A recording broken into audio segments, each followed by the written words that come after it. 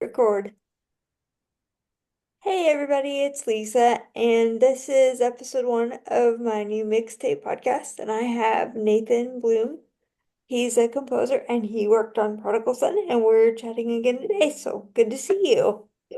Good to see you. I'm honored to be here. Episode one. That's great. Yes, this is my brand new podcast. I'm really excited. So, Great. I sent you a couple questions, so I thought I'd do those first, if that's okay. That's great. So the first one was, how did you get into your current career and what made you want to become a composer? I mean this answer could be very long, or I could trim it That's down. okay.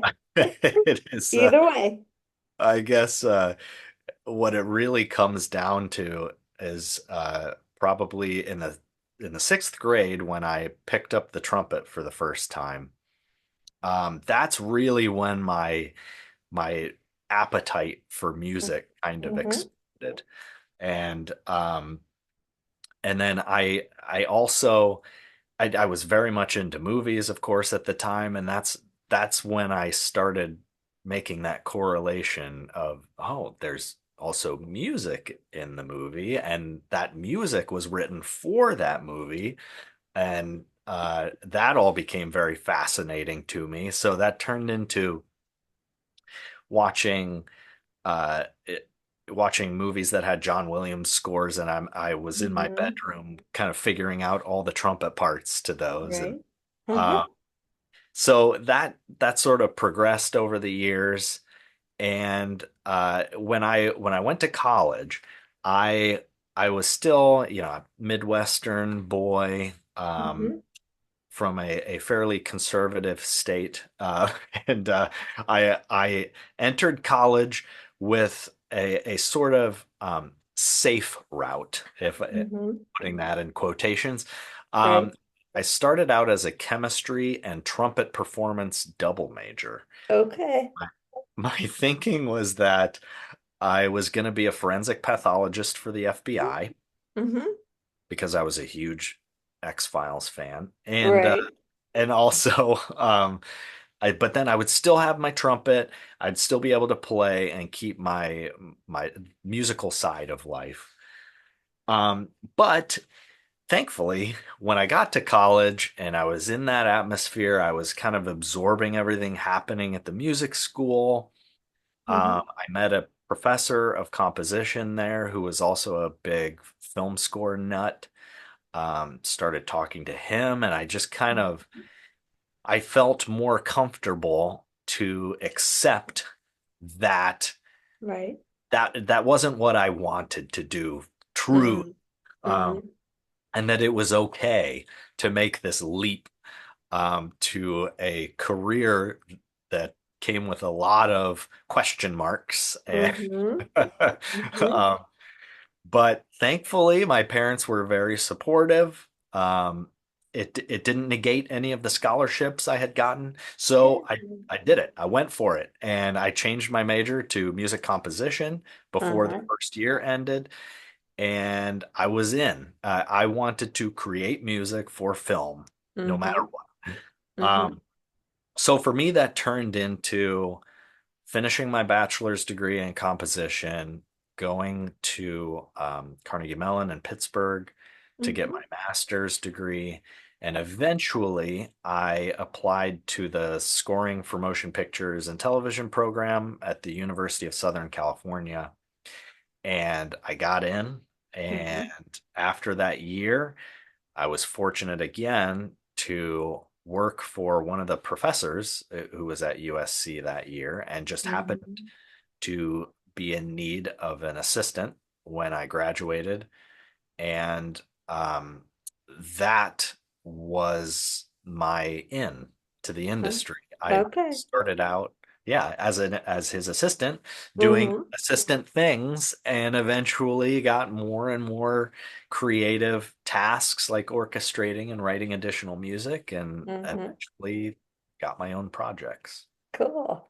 So how Yeah. long have you been doing composing for TV and film now? Let's see. I graduated from USC in 2008, so I would say I've been professionally working for about 16 years now. Okay, cool. So what's the most rewarding thing about what you do? That is a great question because there are a lot of rewards, but I would Mm-hmm. say that each new project always feels like a puzzle. And Uh-huh. it's a puzzle because the filmmakers have their own visions Right. and the ways in which they execute those visions can vary greatly.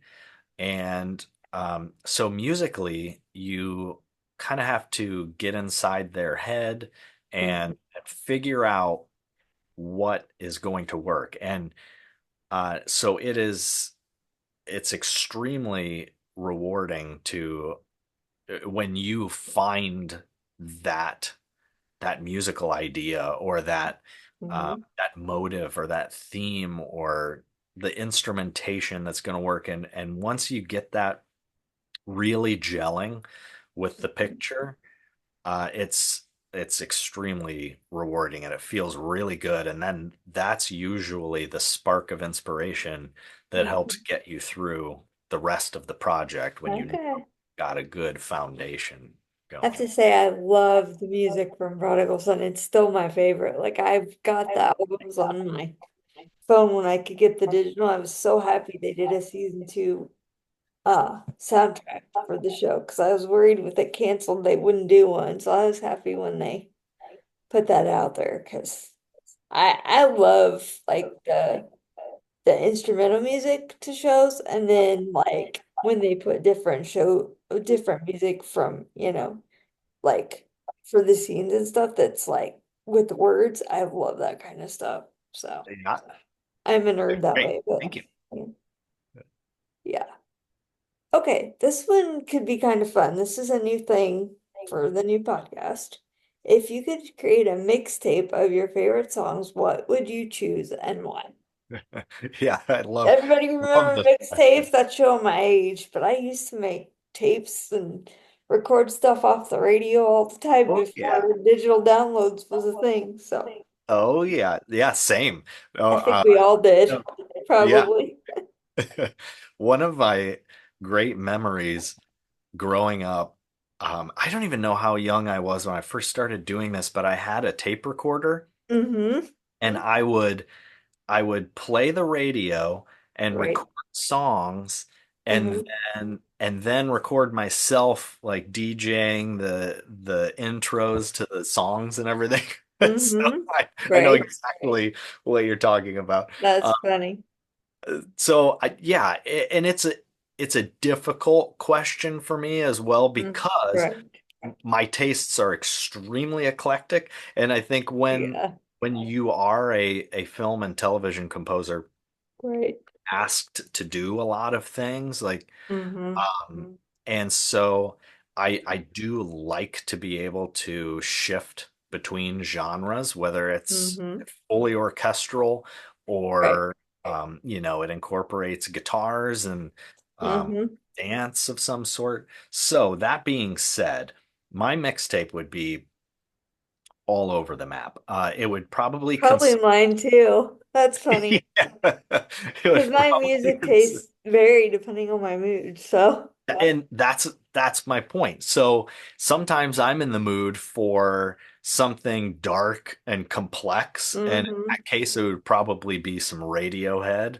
There you Uh, go.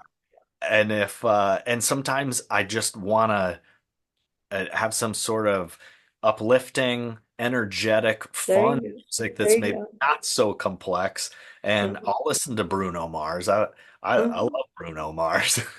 Did So, you happen, um, speaking of music, did you happen to see Guardians of the Galaxy 3 and all the good music they put in that movie? I love those films for the music alone. They're so good.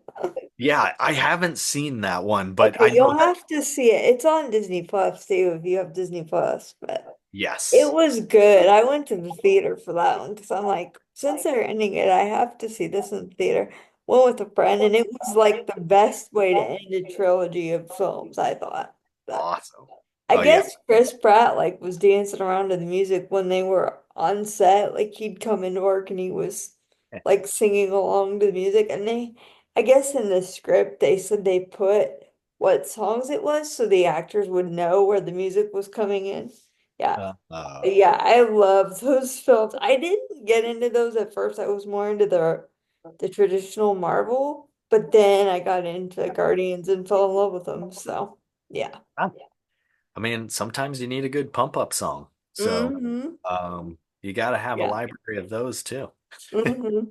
And my music changes all the time and if I get new music that pops up, it's like, oh, this is different. I haven't heard that. Or they'll pop up something from different decades or who knows what. So, Yeah, same. yeah. And likewise, I'll be watching a new series or something, and something Hmm. will catch my ear, and then I'll have to go look them up, and then I'll go down the rabbit hole of listening to other things, and Hmm.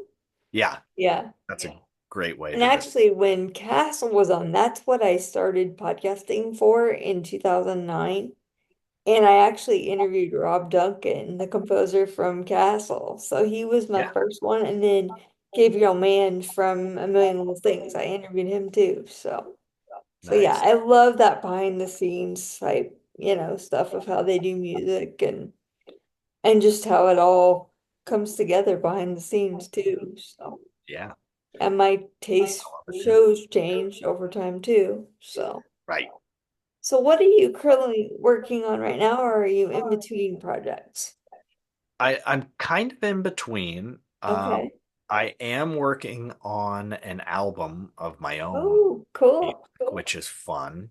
That Uh, is fun. Is it and going to be digitally released? I hope so. Sometime That in would be 2020. cool. I am not, yeah, I'm not quite there yet, and it's hard. It's one of Mm-hmm. those things where for the first time in many, many, many years, I'm writing music that I want to write. It is Mm-hmm. not to picture. It has nothing to do with Cool. anything other than my own personal subject Mm-hmm. matter. So Cool.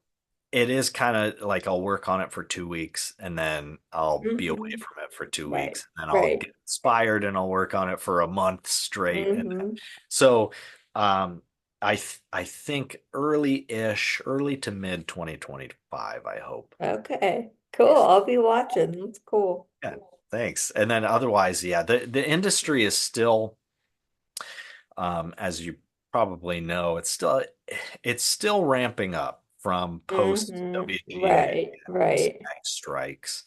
But it's showing signs of ramping up, and there's some things I probably can't talk about just yet, but I would hope that in the next month or two, some of these things start coming to fruition.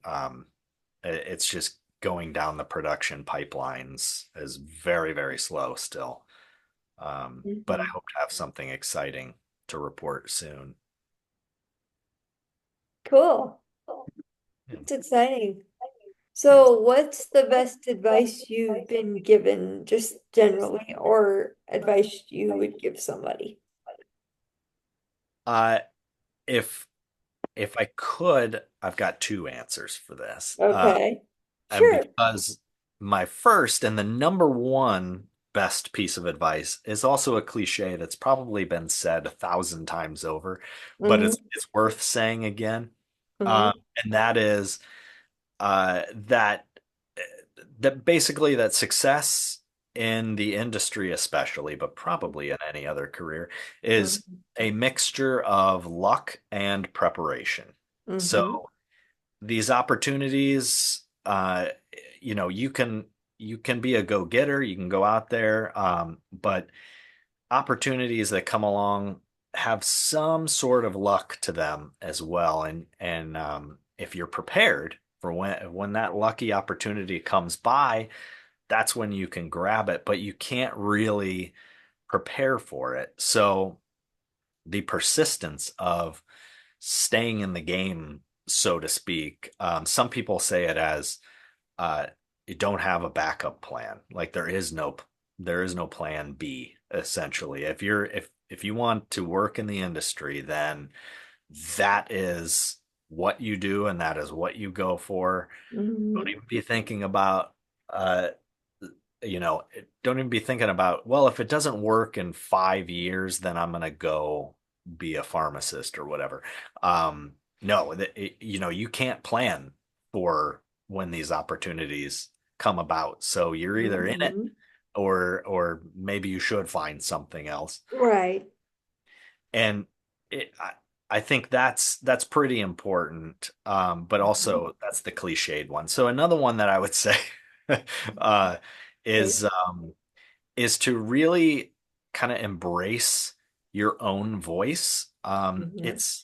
It's a hard thing to hone, Right. really, but don't try to sound like someone else. Hmm. That Because they makes sense. already exist, Right. and you Right. might be asked in the business, you might be asked, oh, we want, for instance, on some of the superhero stuff that I've worked on, Mm-hmm. occasionally the words Dark Knight come up, and it's Uh-huh. like, it Right. may sound like Dark Knight. Yeah. And what you have to kind of take from that is just the energy that they're going for, but Hmm. they want you. So, Hmm. you really, I think it's a hard thing to do, especially when you're starting out, to have confidence in yourself and what you bring Hmm. to the table, and just go for it. Right. They're hiring you, and if you are giving them your voice, that's what the filmmakers are going to enjoy. That's what's going to bring the filmmakers back to you for another project. Right. Um, and so, yeah, just really embrace your own voice. Cool. That's great. I like that.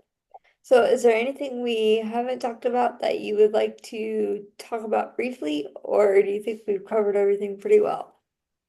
I mean, I'm open to anything else you want to talk about. I'm excited to be part of this first Yeah. episode I'm here. excited to get this going because it's been a labor of love. It's taken a little longer than I intended, but I'm excited to try something a little different and kind of combine everything I've done since Yeah. 2009. So, yeah, Right.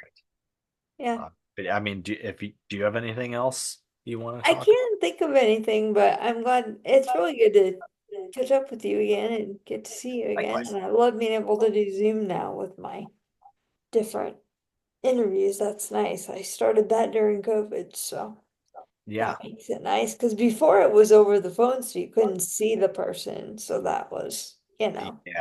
and with Zoom, I mean, gosh, I don't know how many hours I did Zoom during COVID for different stuff. And it's like, oh my goodness, thank goodness for technology, because that Exactly. was very helpful. That and Yeah. TV shows to watch when I couldn't go anywhere. So, yeah. Yeah. And I mean, and it is stuck. That's definitely the norm in my Mm-hmm. industry now, where Mm-hmm. a lot of times spotting sessions where you sit down and go through the project and decide where the music's gonna start, Right. up, and those are all on Zoom now. So, Mm-hmm. Yep. And so even like writers' rooms when they went back to work, those were on Zoom. I remember people yeah, talking about that. And yep. And I remember when like all the soap operas shut down productions, like, oh my word, it's a big deal when they're shutting down these big productions. When General Hospital went on their shutdown, I went, oh, this is gonna be hard on some other people that are used to going to work and escaping, like Maurice Bernard, who is bipolar. I said he can't hide because he's home with his family now. Because usually he'll go to LA and stay in his apartment and he can, like, do his work and then go back there. And I knew his mental health was going to be in trouble, and he did not do well. He's doing better now, but it was that's good. as soon as they shut GH down, I went, oh crap, what about Maurice? Because I know this is going to be really hard on him. And it was, but he started his own YouTube, like, podcasting thing during COVID. So that kind of helped his sanity a little bit.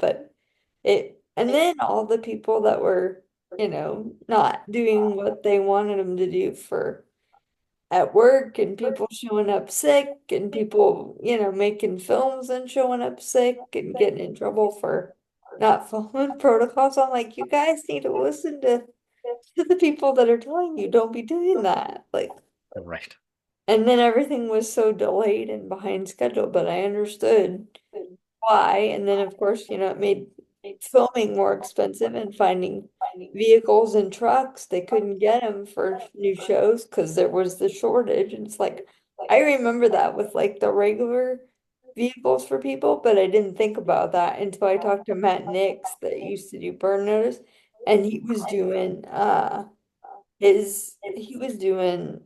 True Lies, which didn't get picked up for another season, but he said we couldn't get trucks. Usually you put it in the budget and you get them, and couldn't find them. They had to drive them from LA down south to get the trucks because they couldn't get them anywhere else. And I'm like, I didn't even think about that part of it till I talked to him, and I'm like, oh, yeah, I guess that might be a problem if you can't get vehicles to get your things Yeah. done. Because you don't think about that part of it. I just think about the filming it, locations, and the actors, but you gotta have all your, you know, trucks and things to move everything around. But yeah, and Yeah. I'm still into TV. My main show that I'm into right now that's getting ready to end is Blue Bloods. I don't know it's gonna be weird when that ends. It's got like two episodes left and it's been on seems like forever, but Forever. Yeah. yeah, I don't know what's gonna take the place of it either. I haven't heard yet. So Yeah. yeah, that was a show I came into later because my parents started it when it started and I would see pieces here and there and then I got into it eventually. Which is funny because when that was going on and Prodigal started, I didn't realize that Lou Diamond Phillips played a bad guy in Blue Bloods till I was watching an episode like when Prodigal was on and I'm like, oh my gosh, he's the bad guy. Like I didn't even connect the two. It was so weird. Because I guess he's Awesome. friends with Donnie Wahlberg, so that's why he was in it. But I wasn't connecting that was the same guy in both shows, I guess. But that was Right. He's everywhere. funny. He's good. I miss Oh, Prodigal so yeah. bad. I was so mad when they canceled. I'm like, no. Oh, me I too. get all these good shows and they don't. I think it was getting too expensive with all the stuff that it's more expensive now to make shows. I think that was part of it. But it's like, but it Right. was so good. So Yeah, good. Yeah, and I It was. I season mean, two, like it yeah. really kind of found its footing and Uh-huh. It two as did. well. I was disappointed when because I was sure they'd pick it up, and then when they said we're canceling, I'm like, no. I think everybody else was disappointed too, because they were all thinking it was gonna get picked up. But Tom Payne's still keeping busy. He's Good. got three kids now. Him and his wife had twins, so he's got three kids, and He is bit. yeah. Yeah, it's like insane. I still, try to see what everyone's up to and who's doing what now because everybody's scattered everywhere. But yeah, I that Yeah. was such a good show. Like I've been into shows before, but I don't think I've ever quite been into a show that much. And it's still one of my favorites, and I got other people hooked on it too, and they liked it. So Yeah. one of the things I did see a couple months ago, well, about 2 months ago now, was it? Maybe a month ago, I can't remember, was the Christopher Reeve documentary that they did. That was interesting. It was very, very good. It was sad, but it Oh was yeah. so good how they put that together. It was so cool. Like, I have to see that still. you I have a need to. feeling I will It'll get to you probably. because it got me. When I watched the trailer, I'm like, I'm in trouble. Like I remember vividly when he had his accident. I remember Yeah. exactly Same. what was going on, and I remember writing to him, and I knew it was serious, but they told like what they actually had to do to save his life, and I didn't remember that part at all. But Oh, yeah, he's been gone for well, it's been 20 years yeah. And he's been gone since 2004, so he's been gone 20 years. He'd be 70 if he was alive. Yeah. yeah. Yep. And his son Will, my goodness, he looks just like his dad. It's crazy. Oh, When he was younger, he didn't, but now I said the new Superman movie, if they would have wanted to put Will in it, they could have. He's interesting. not playing Superman, but they could have put him in and he could have played Superman. Yeah. I thought it was neat that DC like endorsed the documentary because usually they don't do that. So yeah. But does Mhm. have a cameo in the new Superman movie, so and it comes out next summer and I might have to go because Oh yeah, I like Superman and all the superheroes. So same. it's a really good documentary if you get the I think it's on Max on the streaming too, if you have that. But Okay. it Yeah, was good. I mean, it was different than I thought it would be because it was more about it wasn't so much about his career, it was more about him after the accident and his advocacy and stuff that he did for people. So that was kind of different, but yeah, he was an unknown when they cast him for Superman. yeah. He didn't want it, but that's who it made him was. The- And that's one of my favorite films is the original Superman with him in it. Oh, same. I haven't seen What? it in a long time, but my brother has, so I might have to pull that one out on the digital stuff and watch it again because it's been a while. But Yeah, yeah, that I was love it. some I of was. those lines I still remember, they're just kind of stuck in your head and the Totally. music too, talking about music, it sure can, you know, invoke different feelings for people. Yeah. Speaking of John Williams, I haven't watched it all yet, but there's a documentary on Disney Yeah. Plus about John Williams and him being a composer.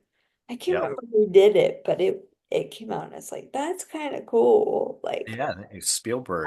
I'm a music nerd, so I love finding out, well, how did they pick this or why did they pick this piece of music Yeah. or this song to put here? And it all usually fits in together. But yeah, Yeah.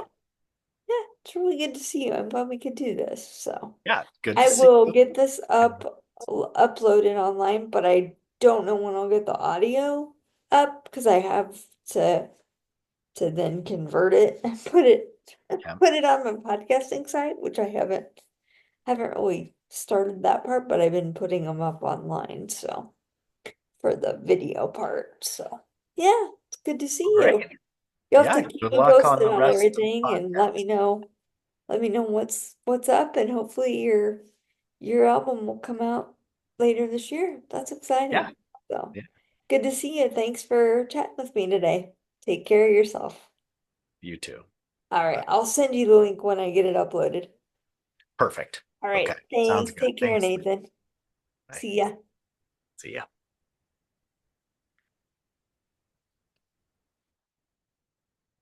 Okay, there we go, everybody. Take care and have a great afternoon. I'll see y'all later.